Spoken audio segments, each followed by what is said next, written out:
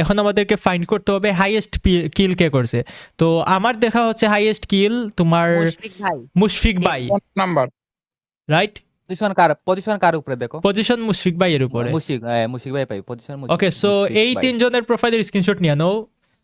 JR2F Zahid, only Ali, তারপর হচ্ছে মুশফিক ভাইয়ের।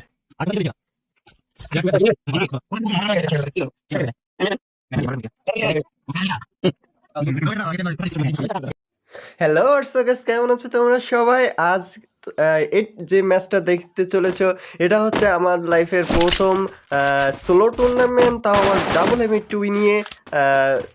তো আজ তোমরা দেখো যে এখানে আমার সাথে কি কি ঘটেছে। তো সেই উপলক্ষে আমরা টুর্নামেন্ট শুরু করে দেই এবং এখান থেকে চলে যাই দুজনের দিকে।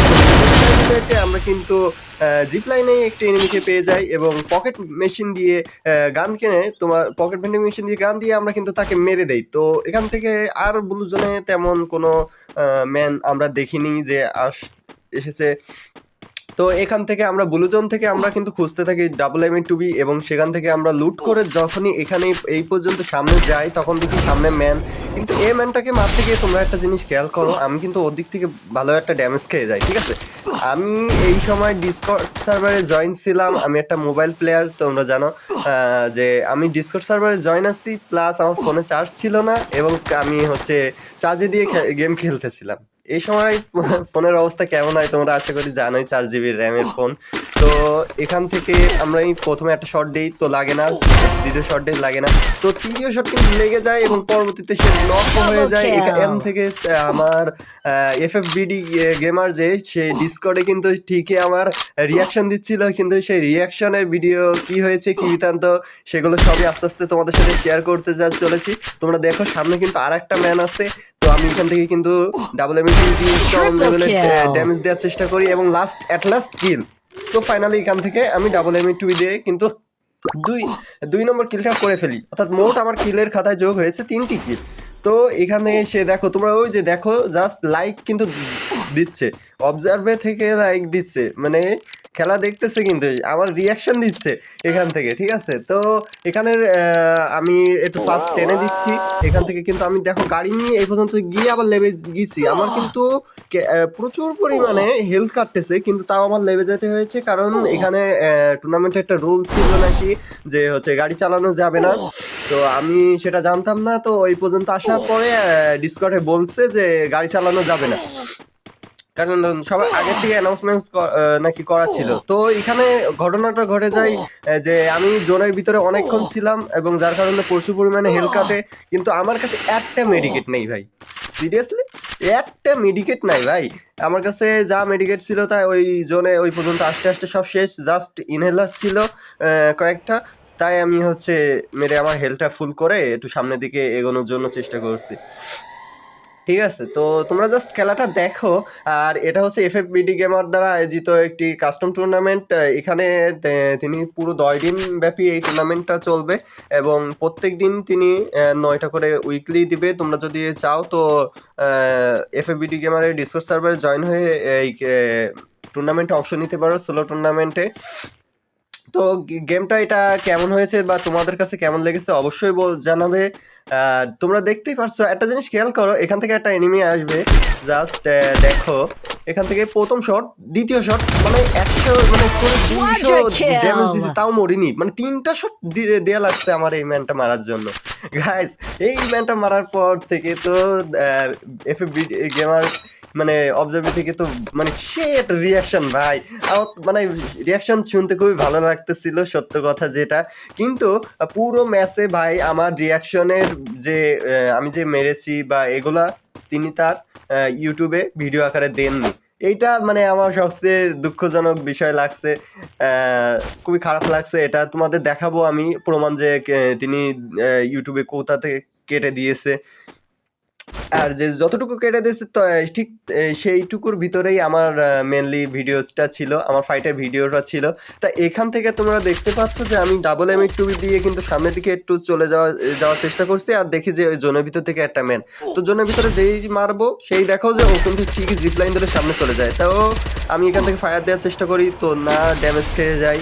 তো এখান থেকে কি আমি কি মারতে পারবো? কারণ ওর কাছে কিন্তু তুমি দেখতে পাচ্ছ যে ম্যাক্স 7 আছে, ঠিক আছে? ওর কাছে ম্যাক্স 7 ছিল, যেটার কারণে সবাই তো অবাক যে ডাবল এম2 ম্যাক্স 7 কে জিততে পারে, ঠিক আছে? তো ম্যাক্স 7, আরে ভাই ডাবল এম2 এর কাছে ম্যাক্স 7 কোনো ব্যাপার নাকি? তো এখান থেকে কিন্তু আমি ম্যাক্স 7 ওয়ালা ম্যানটারে মেরে দেই, আবার সাথে সাথে কিন্তু আমি ওখান থেকে একটা নক ডাউন হয়ে যায়। কিন্তু ভাগ্য ভালো যে আমার কাছে একটা ইঞ্জেকশন ছিল, তো ইঞ্জেকশনটা মেরে আমি জাস্ট, আমার কাছে কিন্তু তেমন একটা মেডিকেট নাই। তোমরা আগেই জানো যে আমার কাছে কিন্তু মেডিকেট ছিল না, আমার জাস্ট ইনহেলার ছিল, যার কারণে আমি শুধু ইনহেলার ইউজ করতেছিলাম, ঠিক আছে? তো আমার লং রেঞ্জের থেকে একটা যে ম্যানটা ফাইট করছে, এখান থেকে আমি হচ্ছে দেখো ওয়ান শটে মেরে দিয়েছি ভাই, কিন্তু আমি পরবর্তীতে দেখি যে আমার ওখানে আমি এমএস তারে পাচ্ছি না, যার কারণে আমি ওখান থেকে চলে যাই। কারণ ও যেহেতু ডাউন হয়েছে সোলো টুর্নামেন্টে, তার মানে ওর কাছে ইনজেকশন আছে অবশ্যই, তো ও কিন্তু উঠে গিয়ে আমার মেরে দিতে পারবে, যার কারণে আমি ওখান থেকে একটু চলে আসি, কারণ আমি রেঞ্জে পাচ্ছি না ওর কাছে। তো ওখান থেকে মরাচ্ছে, এদিক থেকে চলে আসা ভালো, যার কারণে আমি চলে আসছিলাম ওখান থেকে, ঠিক আছে? তো সামনের দিকে এগিয়ে যেতে যেতে তোমরা জাস্ট খেলাটা দেখো যে আমার সাথে লাস্টে কি হয়। আমি উইন হতে পারি না, কিন্তু সর্বোচ্চ কিলের দিক থেকে আলহামদুলিল্লাহ একটা উইকলি পেয়ে যাই, কারণ আমার 3টার ভিতরে একটা হলেই হচ্ছে এখন বর্তমানে প্রথমের যেহেতু। তো এখানে আমি একটা শট, আমি ওই ম্যান, এই যে ম্যানটা তোমরা দেখতেছো, আমি এর কিন্তু প্রথমে দেখতে পাইনি, যার কারণে একটা শট যেই দিছে মানে সাথে সাথে আমার হেডশট মেরে শেষ। তো তোমরা যেহেতু তোমরা বুঝতে পারছো যে একটা টুর্নামেন্ট ম্যাচ কেমন হতে পারে, ঠিক আছে? তো এখান থেকে কিন্তু জেদ ভাই আমরা মেরে দেয়। তো তোমরা এখান থেকে দেখো যে এই টুর্নামেন্টে কিন্তু আমি ছিলাম 38 নম্বর, আর এইখান থেকে তোমরা ভিডিও যখন ভাই দেয় ইউটিউবে, তো ওখানে ডাইরেক্ট কাট করে এইখানে নিয়ে আসে। ওনার ভিডিও তোমরা দেখবা, ওনার ভিডিওর ভিতরে দেখবা যে ঠিক ওইখান থেকে কাট করে এই টুর্নামেন্টের যে রিয়াকশন ভিডিও, এখান থেকে কাট করে ডাইরেক্ট উনি এইখানে নিয়ে আসছে, যার কারণে এর ভিতর যে সকল রিয়াকশন ছিল সবগুলা বাদ গেছে, ঠিক আছে? এর ভিতরে যে সকল রিয়াকশন এগুলো গিয়েছিল সবগুলা বাদ গিয়েছে, এবং আমারই ছিল সেই ফাইট গুলো ওর ভিতর, যার কারণে তোমাদের রিয়াকশনটা দেখাতে পারিনি। তবে রিয়াকশনটা ভাই জোস ছিল, জোস জোস জোস। কারণ আমি যখন ডিসকর্ড সার্ভার ছিলাম, আমার নিজেরই খুবই পরিমাণে ভালো লাগতেছিল রে। তোমাদের কি বলবো, রিয়াকশন গুলো দিতে পারলে আমার কাছে খুবই ভালো লাগতো। তো তোমরা জাস্ট গেম প্লেটা দেখতে থাকো।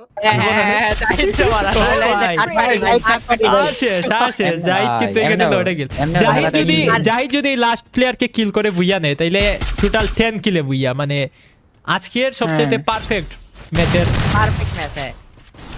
ওকে লেটস সি গাইস।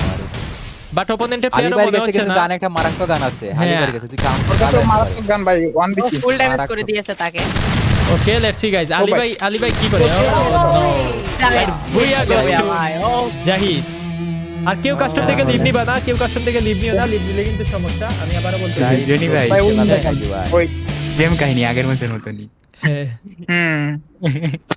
এটা তো ভালো, খারাপ কিছু ওই না। দেখো হ্যাঁ নাও আচ্ছা ওখানে এটা দিতে দাঁড়াও এক সেকেন্ড, আমরা একটু চেক করব। আমাদের ফার্স্ট প্লেয়ার হচ্ছে আর JR 2F Zahid, second player হচ্ছে আমাদের অনলি আলী। এখন আমাদেরকে ফাইন্ড করতে হবে হাইয়েস্ট কিল কে করছে। তো আমার দেখা হচ্ছে হাইয়েস্ট কিল তোমার মুশফিক ভাই, নাম্বার রাইট? পজিশন কার উপরে দেখো, পজিশন মুশফিক ভাইয়ের উপরে।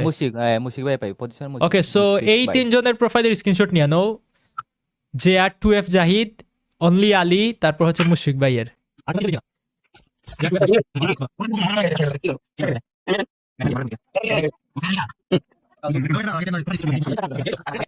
অলরাইট গাইস, এখন আমরা আমাদের সেকেন্ড কাস্টমার উইনারদের আইডি কোডে ডায়মন্ডগুলো দিয়ে দিব। চলো আইডি কোড বলো ক্র্যাশ।